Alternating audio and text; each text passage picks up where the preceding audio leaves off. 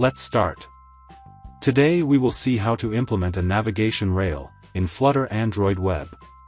Let's look at the main.dart file. These are the imports. First, we create the stateless widget called My App in the main function. This is the My App stateless widget. We create a material app and apply a theme in the build function. The home attribute is set to a stateful widget called My Home Page. This is the My Home Page stateful widget. Here we create a state object of this stateful widget, whose name is _My Home Page state. This is _My Home Page state class. Here we will design our app. Here, we have a data member called the selected index. This data member will be used to access the index of the selected navigation rail option. In the build function, we have a scaffold widget upon which we will build other widgets. The app bar attribute is set to the app bar widget. Here we specify the title of the app bar. The body attribute, we have a row widget. In the row, we have 3 widgets. A navigation rail, a vertical divider, and an expanded widget. This is the navigation rail widget. The selected index attribute is set to our data member variable. Here, we set various style attributes of the navigation rail. In the destinations attribute, we define the rail tabs.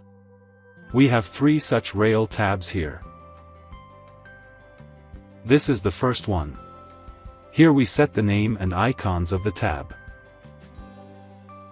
This is the second tab. And this is the third tab. Then, we have a callback function called on the destination selected. Here we update the currently selected destination or tab index.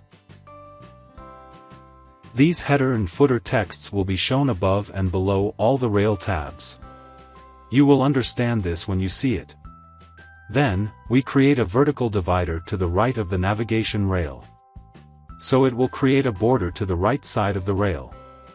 And then, we have an expanded widget. Here, we call a function called getPage and pass the selected destination index in it. This function will create the UI of the main page.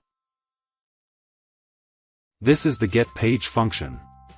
As per the destination selected, we show the respective text widgets in the main part of the app. So if tab 1 of the rail is selected, then will be shown in the main part of the page. If tab 2 of the rail is selected, then B will be shown in the main part of the page. And so on. Let's run the app. Since this is the Flutter web app, I'm running this in the browser. As you can see, this is the navigation rail in orange color.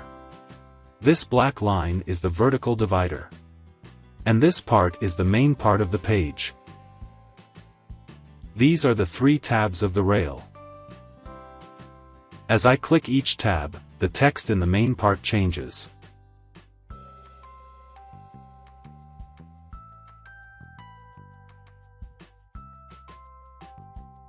And here you can see the header and footer text above and below all the tabs as I explained earlier. So that's it.